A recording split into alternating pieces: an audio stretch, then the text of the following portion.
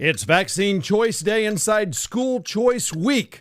The governor extends the COVID disaster declaration.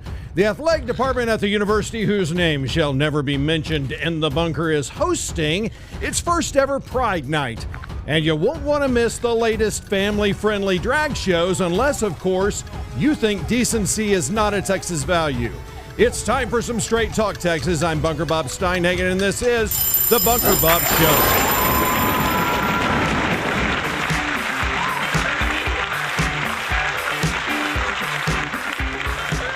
Greetings, thrill seekers, music lovers, conversationalists from across the fruited plains of the great state of Texas. I am your host, Bunker Bob Steinhagen, bringing you an hour or so of unfiltered, unadulterated, and unapologetic conservatism to help make Texas and America great again. And I'm grateful to have you watching today via the Bunker Cam, via Rumble, YouTube, or Facebook, and welcome my podcast listeners who are out there walking, driving in their cars, or wherever they're listening via Spreaker, Spotify, Google Podcast, Apple Podcast, Deezer, iHeartRadio, Podchaser, or Podcast Addict. And today, my friends, is the Vaccine Choice Rally at the state capitol of Texas.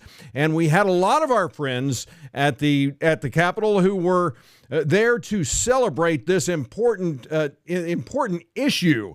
Now, this is the 5th annual Freedom Fight, a rally to support medical liberty that drew hundreds of Texans to Austin and the state capitol. The annual rally, which took place on Wednesday, attracted Texans from across the state and allowed them to share their stories of vaccine injuries, talk to like-minded citizens, and hear speakers from across the nation discuss the epidemic of vaccine mandates. Michael Evans, legislative director for Texans for Vaccine Choice, said that it is an opportunity for our legislators, staff, and the general public to connect with our network of tens of thousands of fellow Texans who value their rights to informed consent and medical privacy. How refreshing, folks, isn't it?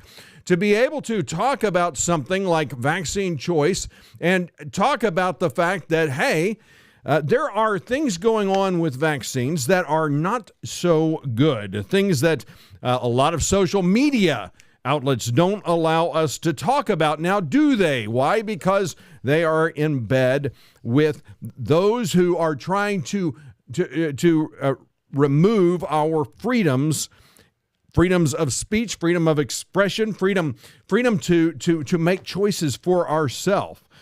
Now, there were a lot of speakers, including lawmakers, pilots, United States veterans, nurses, doctors, and filmmaker and vaccine activist Del Bigtree. A lot of state senators and legislators, state reps spoke as well. Of course, Brian Slayton and Bob Hall were two featured on that issue. And of course, Senator Hall has been a kind of on the front line of the issue of vaccine choice. He's brought experts in to testify before committees. If you recall, just about 2 years ago when we were deep in it, he actually had the audacity to bring science into this issue. And that is the problem for those who are just committed to vaccines. You know, full disclosure, I got vaccinated. I got the first vaccination, and that's it. My daughter is not vaccinated, and my wife is vaccinated. She works in healthcare, and she has been vaccinated. But what science has shown us is that those who are young, I've got a 14-year-old going on 15, going on 25. But and by the way, I've learned something as a parent of a teenager that I am. Obviously, the stupidest person in the room. Her mom and I are. And apparently, this is a contagion going on around the nation. That it's not just the Steinhagens that are stupid, but also other parents of teenagers. Apparently, there is something going on, and there is no vaccine for that. No vaccine, folks. It's terrible. So there were people like Mays Middleton who said that this is a this is a really simple issue. It truly is. It's about medical freedom. It's about personal choice, and it's about informed consent as well. State Senator Bob Hall says there is a slogan that has been out there for a long time, and I think we need to adopt it. My body, my choice. Remember that? Do we recall my body, my choice? Where does that come from? Oh, that's right. It comes from the left. My body, my choice. Never mind that there is another body, another living human inside of you that doesn't get a choice when those who are pro-abortion want to talk about it. But Hall turned that around, and he said it's appropriate, no mandate. It's our body. It's our God-given right to make our choices, and absolutely right. If you don't want to get the vaccine, if you don't want to get the jab, then why should you? Why should you? And I've got I'm going to bring an issue up ahead of where I had scheduled it for this show while I'm thinking about it, because it really does apply to what's to this rally. But as I continue, the lawmakers continued calling the activists to action, saying that it's up to them to continue drawing attention to this severe issue. This from the Texas Scorecard, Sully Rice. Doctors Danielle Gamboa and Brian Ardis also gave speeches during the rally. Dr. Gamboa's Farmersville Clinic never closed during the height of COVID. Although she has been fighting for medical freedom long before then, Gamboa recently spoke out against the COVID vaccine and vaccine mandates. Rice continues to write in her article, the next speaker was Dr. Ardis, a chiropractor known for his refusal to accept the COVID response and vaccine, and for fighting for informed consent and medical liberty. In his speech, Ardis promised to watch lawmakers' actions during the 88th legislative session. We're going to hold you accountable, said Ardis, of all Texans and parents. I applaud you. I support you. And if y'all won't hold these lawmakers accountable, she said, I will. Anybody in this country or in this world who deprives you of your right to make a choice is anti-God, Ardis explained. Why would we put faith in them to preserve the rights and freedoms God granted us when this country was founded? United Airlines pilot Laura Cox also spoke to the gathering. Cox has been a pilot for more than 30 years following the COVID vaccine enforcement. She founded Airline Employees for Health Freedom as a response to the firing and discrimination of multiple airline employees who wanted medical liberty. Since suffering a vaccine injury due to the COVID jab mandates, Dr. Pete Chambers, a retired lieutenant colonel, has been advocating for U.S. military personnel against the COVID mandates.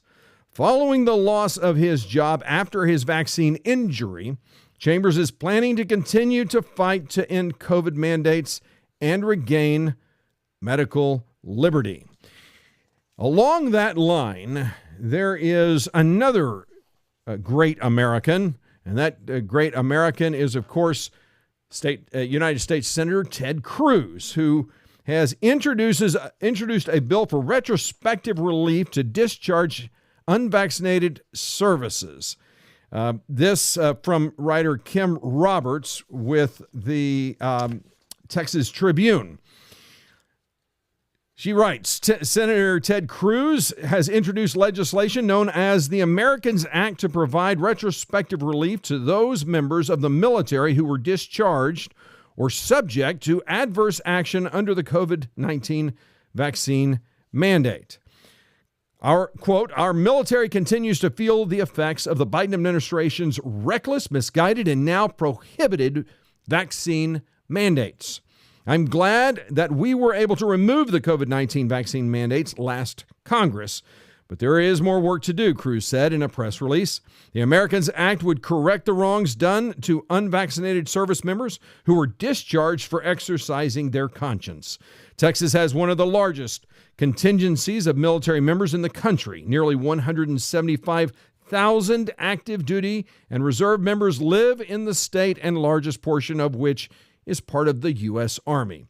On August 24, 2021, Defense Secretary Lloyd Austin issued a memorandum mandating that members of the U.S. Armed Forces be vaccinated against COVID-19. On January 10th of 2023, he rescinded the orders as required by congressional mandates, and the National Defense Authorization Act passed last December. On a Verdict podcast episode this week, Cruz and the Biden administration has never provided him with information about the number of military members discharged or demoted for declining to take the mandated COVID-19 injections during the 16-month period when they were required. He believes the number is in the thousands or perhaps tens of thousands. The Americans Act calls for the reinstatement of any service member who is discharged solely based on his or her vaccine status, including crediting the members with absent time for retirement purposes. If a former service member doesn't seek reinstatement, he or she would have an adjustment made from general discharge to honorable discharge. Did you know that, folks? Did you know that if you refuse to take the jab, you did not get, not only did you have to leave the service, but you did not get an honorable discharge? Can you think of anything more disgraceful that America has done to its military? I'm sure there are many, but that is, to me, the most shocking part of this story. Any service member who was demoted because of his or her vaccine status would have the previous rank restored along with lost pay and benefits. Additionally, the bill calls for those service members' records to be expunged of any adverse actions taken against them based on vaccine status. God bless you, and good going, United States Senator Ted Cruz. That, my friend, is true conservatism in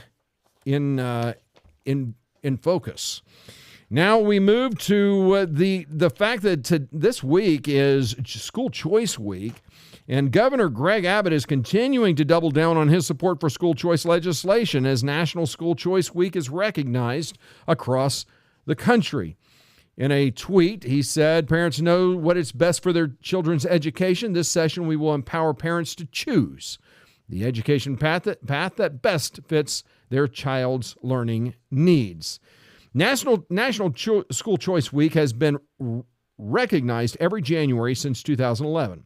A project of the Florida-based National School Choice Awareness Foundation, the week-long event informs, inspires, and empowers parents to discover the K-12 education options available for their children while generating widespread public awareness of the importance of opportunity in K-12 education. During the week, participating schools host community outreach events where attendees can receive the movement's iconic yellow scarves, and politicians speak at gatherings to promote school choice. In the context of the annual event, school choice refers to awareness of all K through 12 education options, from traditional public schools to charter schools, private schools, homeschooling, and online learning. In recent years, however, the term has come to refer to the availability of state-funded alternatives to public schools and the effort to expand those alternatives so that parents have the financial freedom to choose the education that's best for their families. Now, Texas is one of 45 states that allow charter schools, but lawmakers have not authorized state funding for any other form of K-12 alternative to public education, making Texas one of 19 states to share this distinction. Efforts to pass school choice legislation in Texas have failed repeatedly since the mid-1990s. Now, a lot has changed, and the momentum is moving forward. Abbott, Lieutenant Governor Dan Patrick, and the Republican Party of Texas have indicated they expect lawmakers to deliver on parents' demand for school choice, while Texas House Speaker Dade Phelan The State Board of Education and Texas Association of School Boards have expressed varying degrees of opposition to this effort. State and national advocacy organizations like the Texas Homeschool Coalition, Texas State Teachers Association, and the American Federation for Children are also getting involved, setting the stage for an intense debate in the coming months. Patrick recently announced Senate committee assignments and will begin referring bills to committees within the next few weeks. Now, Phelan is expected to do the same in the House once he assigns members to the committees. But the thing is, in the last legislative session, let's not forget that Abbott appointed a Democrat to head the Public Education Committee. So I guess we shouldn't hold our breaths on how that's going to turn out in this legislative session. Thank you, Dade Phelan. Well, staying with Governor Abbott, I wanted to highlight the fact that despite the growing pressure to end his COVID state of emergency declaration, Governor Greg Abbott has quietly extended the order for another 30 days. Now, this from the Texas scorecard, Brandon Waltons. The latest extension makes it 1,046 days that Texas has been in a state of emergency over the virus. First issued in March 13, 2020, the emergency declaration became the basis for numerous COVID-related executive orders, including business shutdowns and mask mandates, all without input from the state legislature. As Texas began to reopen, executive orders were issued in an attempt to prohibit local entities from implementing more stringent requirements. An emergency declaration can only be issued for up to 30 days at a time since it was first issued. However, Abbott has repeatedly extended it. Now, when the order was set to expire on January 15th, watch this, folks, Abbott's office did not publish an extension of the order, leading to speculation that he may have quietly ended the COVID state of emergency ahead of his inauguration. Even days later, there was no record of an extension being filed by Abbott, and his office did not respond to inquiries from the Texas scorecard. Now, Abbott's website has been updated with a new post backdated to January 15th, 2023, that shows he has once again extended his COVID emergency declaration. I intend to keep these executive orders and suspensions in place until the legislature can enact laws this session to prohibit local governments from imposing restrictions like mask mandates and vaccine mandates. Abbott's declaration reads, adding that his renewal in no way infringes upon the rights or liberties of any law-abiding Texas.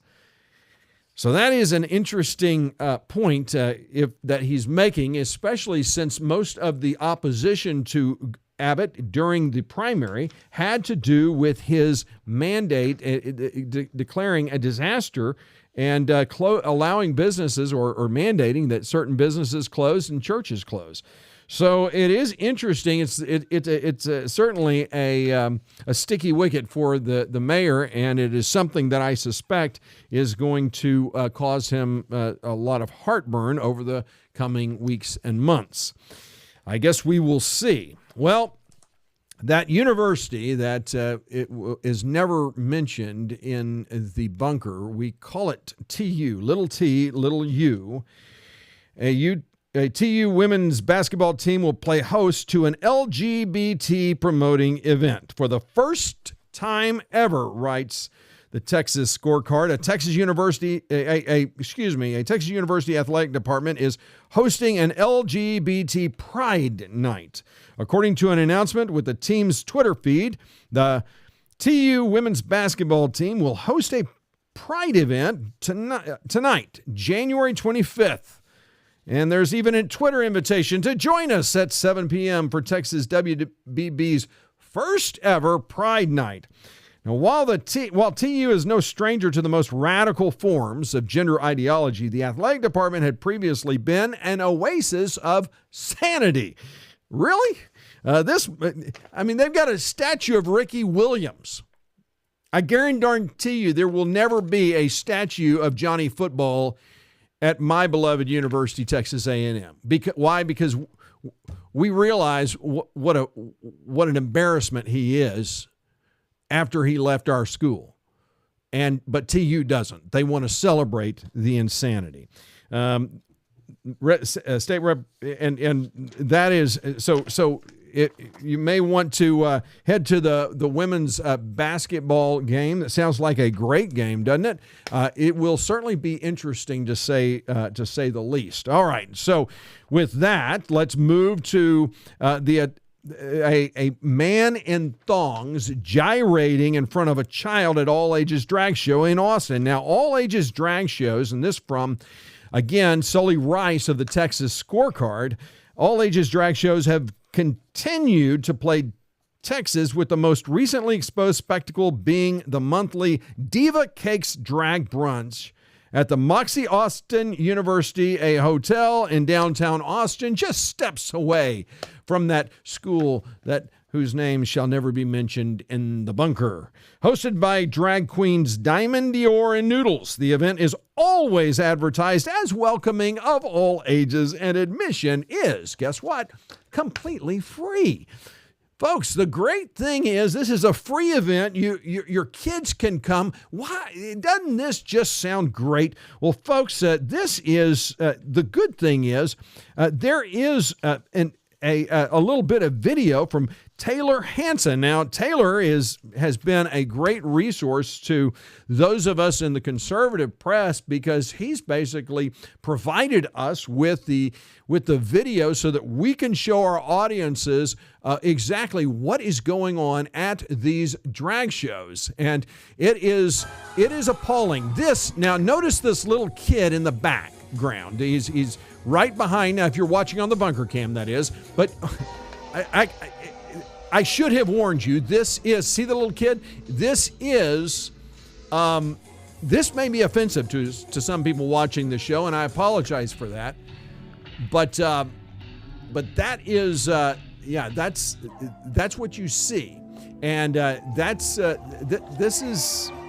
this is a guy, a man who is scantily dressed, and he basically is in a thong, and you can see his buttocks very well. And the reason it's a free show, the reason that you can get in for free, is because you basically hand the dancer dollar bills just like you would at, I guess, a strip club. That's kind of what this is. It is offensive in every way, but is this the right thing to do? And should you be allowed? I mean, is this what Texas is about? Is this what we as a state are about?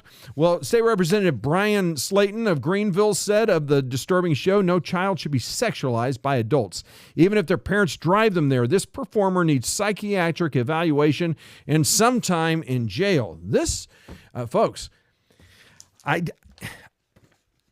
I have to agree. I mean, when you see when I heard drag show, I thought, well, people should be able to, if they want to bring their kids to these idiot things, that's fine. They're you can't fix stupid. That's fine. But when you actually see the video, when you actually see what is happening, this is indecency with a child. That is exactly what it is. And these leftists, people on the left, want to continue to support and uphold this. It's crazy, isn't it, that they would allow that.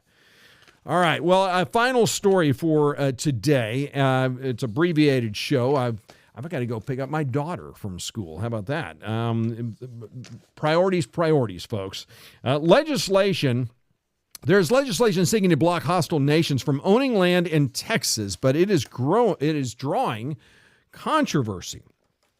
State Senator Louis Kolkhorst of Brenham is one of those lawmakers who has filed Senate Bill SB 147, which she says aims to protect Texas land against ownership by foreign governments, specifically China, North Korea, Iran, and Russia. As filed, SB 147 prohibits the future sale of real estate to the aforementioned governments, companies controlled by them, or citizens of those respective countries. Quote, "The growing ownership of Texas land by some foreign entities is highly disturbing and raises red flags for many Texans," Kohlhorst said in a statement. "By comparison, as an American, go try to buy land near a Chinese military base and see how it works out for you. It would never happen. It would never happen there, and it shouldn't happen here. Passing this law delivers some basic safeguards to ensure Texans remain in control of Texas lands." Now, Kohlhorst gave several examples of foreign land ownership in her bills. Her bill seeks to prevent, including the recent purchase of 130,000 acres near Laughlin Air Force Base in Del Rio, Texas, by a former member of the Chinese People's Liberation Army. The bill has drawn strong pushback from Democrats who point to the provision prohibiting ownership of land by foreign citizens and say the bill would prevent immigrants seeking citizenship from participating in, quote, "the American experience and deny them the right to own land." A press conference held Wednesday by Democrat lawmakers decried the legislation organized by Representative Jean Wu of Houston. It included others who thanked Wu on Twitter for organizing the conference, and Representative John Rosenthal of Cyprus, who wrote concerning the bill, "We must all work together to fight bigotry, hate, and discrimination." Texas Governor Greg Abbott, who has signaled support for the legislation, claimed these objections, and that's not Governor Abbott. I'm sorry about that. That was Wu. That if you're watching on the Bunker Cam, sorry about that. Signaled support for the legislation. Greg Abbott did claim those objections are a mischaracterization of what the bill seeks to do in a statement to reporters. Abbott added that no one knows what the final language of the bill will look like and restated the legislation's intended goal of preventing foreign nations that are hostile to the United States from owning land. Quote, "It does not impact at all people who are citizens or who plan to become citizens," he said.